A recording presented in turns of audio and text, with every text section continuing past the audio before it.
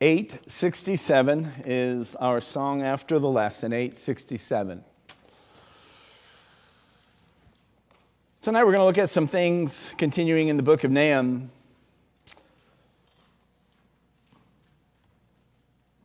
Judgment is something that is very distasteful to most people. And I think it's because we feel like as individuals and people who have these strong, independent natures, I don't need anybody telling me what to do or how to live my life or make statements that are judgmental about what I do. In our country, we have a judicial system that if you have a problem and you want to exhaust all of your avenues of recourse, you say, I'll take it up to the Supreme Court. I'll take my matter to the Supreme Court. And the Supreme Court, if it is an issue that is big enough, they will hear what you have to say, but they're going to make their decisions based on a couple of things. One is their jurisdiction, whether or not they have say over this matter. And two, they're going to, or they're supposed to anyways, make decisions based on the framework that's created by the Constitution of the United States. That is the ultimate law document that directs the affairs of our country. And in the same way, God has a jurisdiction, and He has a standard by which He judges the nations. And He judges His people as well. The jurisdiction is referenced in a couple of the verses that are written on the passage or on the screen, and that is a couple of very important passages. First one being Psalm 24, verse 1. That says, "The earth and everything in it, the world and its inhabitants belong to the Lord." So what is God's jurisdiction? It's the world. It's everything that we see. A similar idea is found in Psalm 100, verses 1 and 2. "Shout triumphantly to the Lord, all the earth. Serve the Lord with gladness. Come before Him with joyful songs. Acknowledge that Yahweh is God. He made us, and we are His people, the sheep of His pasture." So that's God's perspective on really everything as it relates to the issues of human relationships, that all of these fall under His jurisdiction because He created all that we see and all that we experience. His standard, I think, is probably stated in a lot of places, but a place where it's very, very plainly stated, and I think it's Micah chapter 6. I think it's a statement that it's almost inherent in being human. We resonate with these words. These words resonate with us. Whether or not we know God, we feel like these things are important. Verse 8, chapter 6, book of Micah says, "Mankind, He has told you what is good, what it is the Lord requires of you, to act justly, to love faithfulness, and to walk humbly with your God." There is something about these that just resonate within the human soul, and I think it's because we're created in the image of God. Again, talking about His jurisdiction and His right to rule and to judge matters in our lives. And it is this reality that the people of Nineveh, according to Nahum, are going to have to face. So go with me to Nahum chapter 2.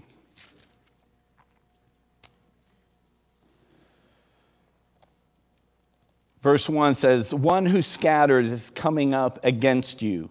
Man the fortifications. Watch the road. Brace yourself. Summon all your strength. For the Lord will restore the majesty of Jacob, yes, the majesty of Israel, though ravagers have ravaged them and ruined their vine and branches. And we'll kind of read the passage as we work through it. These first couple of verses state it gives us the judgment statement and then the context. The judgment statement is strong. The one who scatters is coming up against you.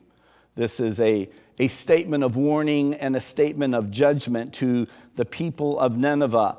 And they are encouraged to summon all of their strength because they're just not going up against the adversary across the river or anything like that.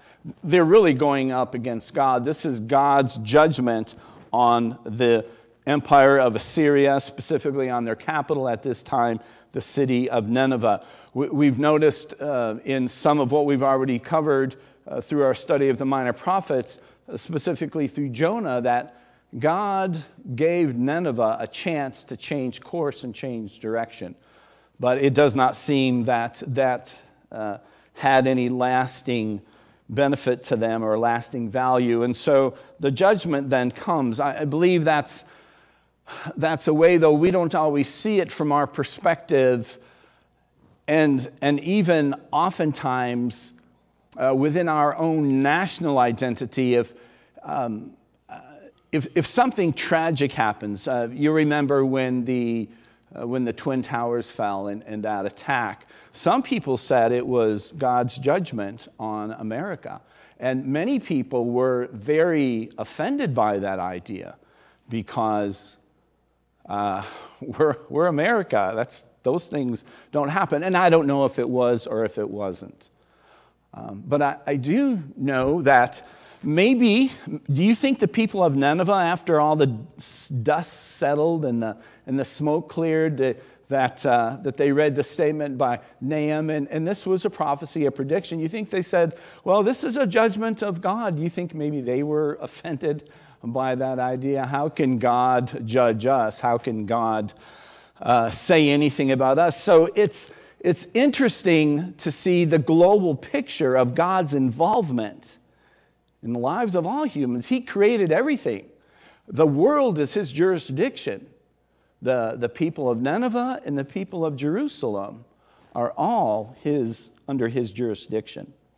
And so he says, brace yourself. They are a mighty and a powerful empire. They've lived according to their own rules and marched according to their own drumbeat. But now that's going to be called to account, because even though they felt like they were making their own rules and doing their own thing and living according to the rewards of those who have might and power, they're under God's jurisdiction. But verse 2 gives me a lot of hope,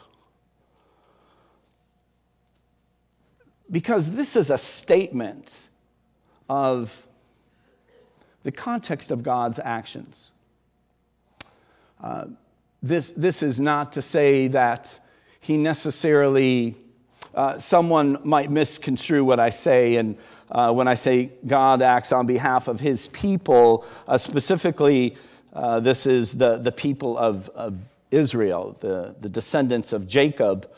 But I believe it's a truth that any who call on his name are his people, the people who wear the name Christian, people who are following in the steps of the Messiah. That's God's people today, and it's not. I don't think it's designated by any people group. Like maybe at some point we said America is a Christian nation. America as a Christian nation is very much off track. Is God going to act on behalf of America, or is he going to act on behalf of his people, the Christian people? And so, though we may live in times of chaos, and it's kind of interesting. I think I checked out a couple of months ago. I don't know if anybody's with me on this one. I've been listening to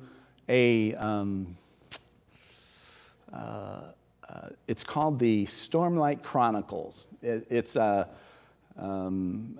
mythological story, and I've been listening to it in my van. And so I've not been listening to the radio. I've not been paying a whole lot of attention to things that maybe I otherwise would have. But every now and again, I stick my head up to see what's going on. And I just go back in my hole because things are still kind of chaotic and crazy. And we can get caught up in that. And we can lose track of the fact that maybe we don't see it on the national scene that God is active, but God is still active, and God is still wanting to work through the people who are under that acknowledge his jurisdiction and live according to his standard. He still wants to act on behalf of those people, and he still will work through us and through our actions on his behalf. And so he makes that statement. He said, for the Lord, summon your strength at the end of verse 1, for the Lord will restore the majesty of Jacob. So God's doing this thing over here, but it's for a purpose, for the purposes of his people. Go back there. So this is our time frame right here. Basically, here's Nahum. Here's the years that he is in. So I can't see the numbers, but it's the destruction of Nineveh is, man, I can't see that. I can't see those little dates. It's in this time period. It's kind of toward the end of the reign of Josiah, and so during this time, God is occupying. These are the nations up here. This is kind of God's people. These are the nations up here. God is occupying these people, and they're having these battles and fighting against one another. So the Chaldeans, the Medes, of course, the Assyrians are in there. And while all this is going on, we see this young man named Josiah who comes on the scene. And if you want to be encouraged about the importance of one person of faith, read in 2 Chronicles chapter 34. So if you go with me there. He is a young man, a very young man. 2 Chronicles chapter 34 is where we'll read about the beginning of what's going on with Josiah. I guess it'd be his great-grandfather, Hezekiah, was a great king for Judah, for God's people. Then after Hezekiah comes Manasseh, and Manasseh has that phrase that goes with him and the other kings, that he did what was evil in the eyes of the Lord. His son Ammon reigned 2 years and was assassinated, and all of his house was, all of those who conspired against Ammon were killed, and they made Josiah, his son, king in his place. And verse 1 of 2 Chronicles 34 says, Josiah was 8 years old when he became king and reigned 31 years in Jerusalem. He did what was right in the Lord's sight and walked in the ways of his ancestors, David. He did not turn aside to the right or to the left. So this is just kind of a summation of Josiah's life. And it says in the 8th year of his reign, so he's 16 years old, he began to seek the God of his ancestor David. And in the 12th year, he began to cleanse Judah and Jerusalem of the high places, the Asherah poles, the carved images, the cast images. And he goes on, talks about his his reforms. And this is the sort of thing that I think Nahum is talking about in verse 2 of chapter 2 in the book of Nahum, that in order to bless God's people, he will bring judgment, which is a righteous judgment, on those who have conspired against his people. And so God acts on our behalf. But it's always in the context or setting up of a circumstance like this where Josiah, did this time of focus. Was it spurred on by the time of peace, by the fact that Assyria was no longer a threat to them and they could focus on internal things, or did, and that's I think God knew that Josiah was going to be somebody, and so judgment is coming to Judah, and judgment comes on all disobedience and those who reject God's jurisdiction and God's standard. But there's this circumstance that exists now to where God allows Judah to live in relative peace, and Josiah is able to bring about reforms that are necessary and help to bring the country of Judah into a place of health and faithfulness to God.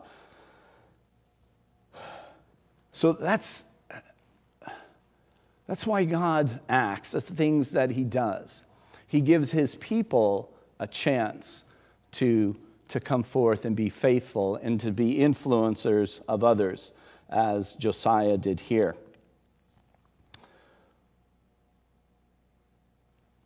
As we move on,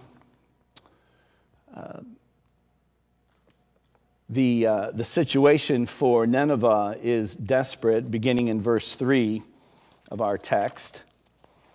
The shields of his warriors are dyed red. The valiant men are dressed in scarlet. The fittings of the chariot flash like fire on the day of its battle preparations, and the spears are brandished. The chariots dash madly through the streets. They rush around in the plazas. They look like torches. They dart back and forth like lightning. He gives orders to his officers. They stumble as they advance. They race to the wall. The protective shield is set in place. The river gates are opened, and the palace erodes away. This is the situation now in the city of Nineveh. We have this army in red that is now approaching the city of Nineveh. As they look off there, as they look over the walls and they see the enemy coming, and they see the sea of red. And this was a color of the Medes and the Chaldeans, their uniforms. And I suppose it was intended to intimidate. It was intended to create fear in the hearts of those that they were going up against. The color red is often a color in Scripture for war and bloodshed. And it was creating a very chaotic scene in the city. And I've written on the bullet point here, this is our real situation. Sometimes we get the feeling that the things of this world and the institutions of this world are going to bring us peace and comfort and contentment. But really, there is an enemy that is always against God's people, that is always against us. And if we can look and see it for what it really is, the situation, there's no contentment, peace. There's chaos, there's intimidation, there's desperate situations. The army of the king of Assyria he's trying to get his warriors into place, but there's just too much going on. It's overwhelming, and that's kind of how life feels sometimes. It just gets to a point to where it's overwhelming, and all we see is danger and chaos. But God's people have to look at things differently. There is some specific prophecy, I guess, that Nahum talks about. And of course, whenever there's maybe a specific statement in Scripture, the skeptics are going to try and do away with it. But there are some discussions by historians of what has happened. This is the city walls of Nineveh. We pretty much know from archaeology that's there. It's on the east bank of the Tigris River, and so that's a mighty river in their place. And they have this city or this river that winds through the city. Now, that seems like a good idea, huh? To have a river flowing through your city. Many of our great cities in America have rivers flowing through it. It must have been beautiful.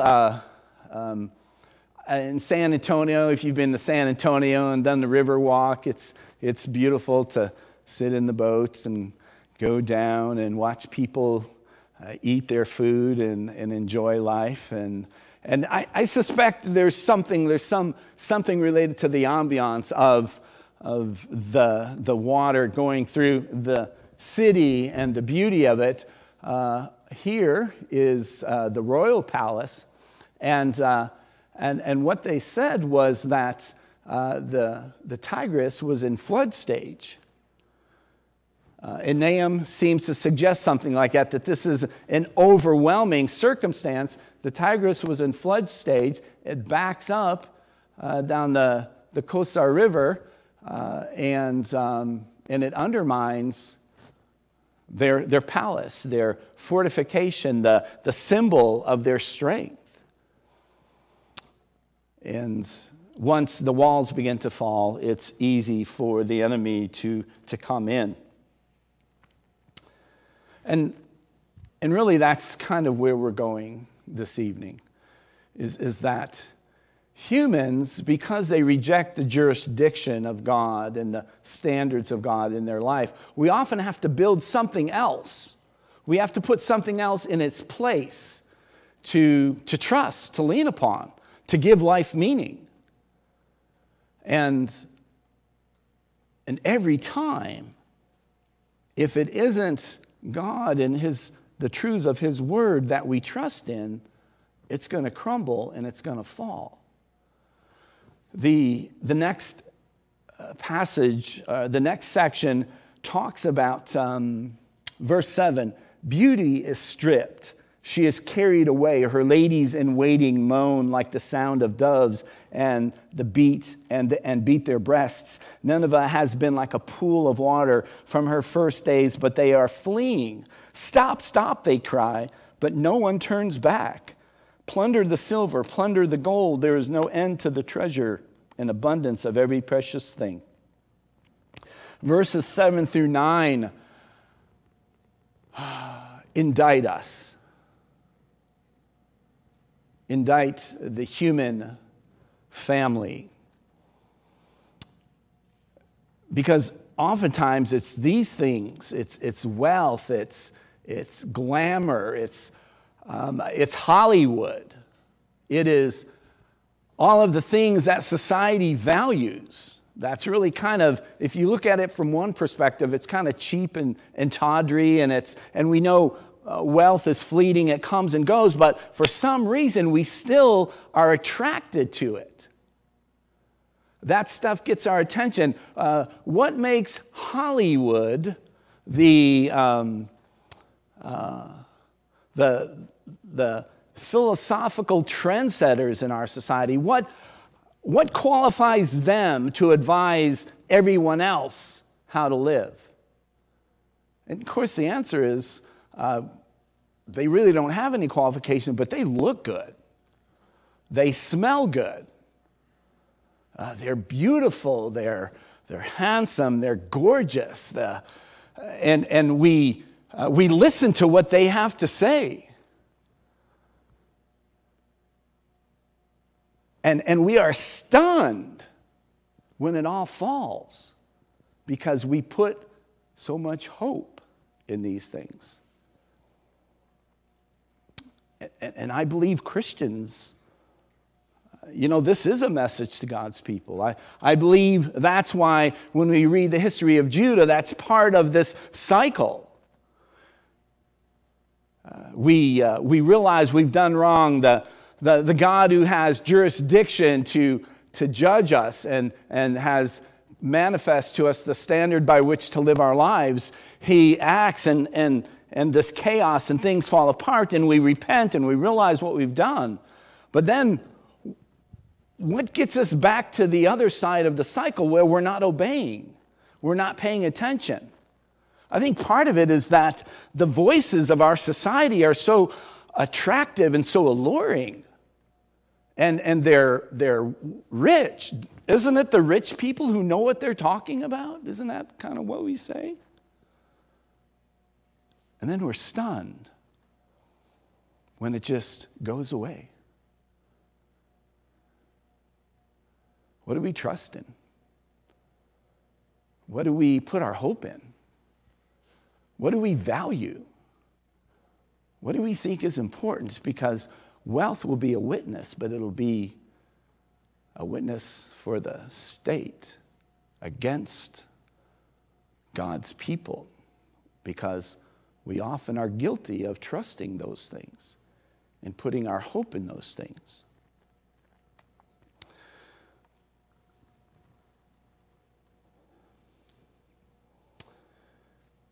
The passage ends up kind of mocking Nineveh, mocking the Assyrians. Verse 10, desolation, decimation, devastation, hearts melt, knees tremble, loins shake, every face grows pale. Where is the lion's lair, or the feeding ground of the young lions, where the lion and the lioness prowled, and the lion's cub with nothing to frighten them away? The lion mauled whatever its cubs needed and strangled its prey for its lionesses. It filled up its dens with the kill and its lairs with the mauled prey. Beware, I am against you. This is the declaration of the Lord of hosts. I will make your chariots go up in smoke. The sword will devour your young lions. I will cut off your prey from the earth, and the sound of your messengers will never be heard again. On the right is Lamassu. Is that how you say that? Yeah, a Lamassu. It is one of their deities, one of the Assyrian deities. It kind of looks like a man and kind of looks like an eagle and kind of looks like a lion. And this was one of the guards to their pagan temples. On the left is a picture of the last king of Assyria, not the last king, but the last strong king. He was Ashurbanipal, and he had many things like this in his temples and in his palace, these reliefs where it depicts him conquering the wildest of beasts, and he sees himself and he sees his ability to kill the lions as testimony to his strength. And so the lion was characteristic and defined the people of Assyria. This is in one of his chronicles. He writes, among men, kings, and among the beasts, lions were powerless before my bow.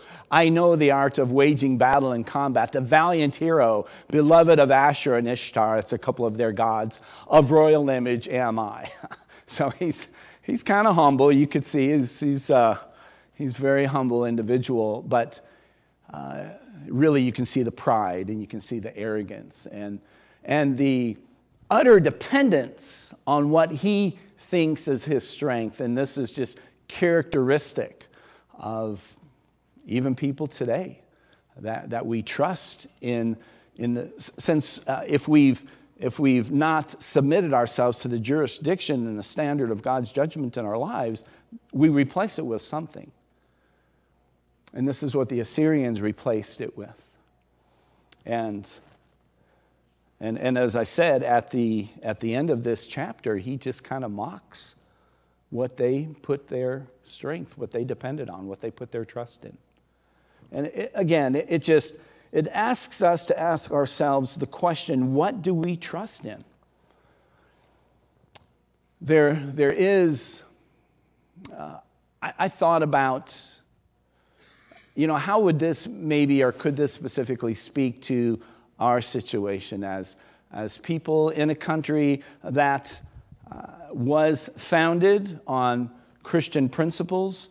I think we have definitely strayed from those Christian principles, but we still have these symbols in our national discussion that point to this heritage. Definitely on our money, it says, "In God we trust." Though we wouldn't necessarily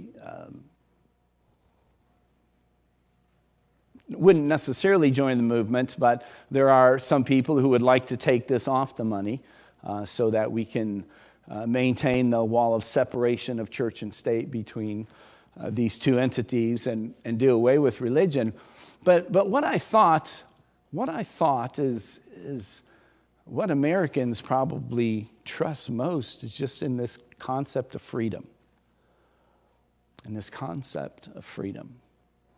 And though I pray that this statement would be true for all of us, in God we trust, oftentimes our actions say something else. And so to listen to the message of Nahum in Nahum chapter 2, that as God's people, we realize freedom is an important element, and it's something that's worthy of fighting and dying for. But God has given us freedom, and as we close out our time together, to focus on these two verses, 1 Peter chapter 2, verse 16, as God's slaves live as free people, that paradox that's created there. We are free, but we're not free to do whatever we want to do. We are free, it says, but don't use your freedom as a way to conceal evil. And I think that's a strong message to our country today. And Paul says in Galatians chapter 5, verse 13, "For you were called to be free, brothers, only don't use this freedom as an opportunity for the flesh, but to serve one another through love." I believe that was Bob's message this past Wednesday night, that we have been given an amazing gift of freedom by God. And to use that gift, that freedom, not for ourselves, not to indulge ourselves or to benefit ourselves, but to serve others. And so as we sing this song of invitation, I encourage you to think about those ways that you can use your freedom as a way to just like Josiah, to be someone who, because you're seeking God, can then become a person of influence for the cause of God. So let's encourage one another while we stand and we sing this song.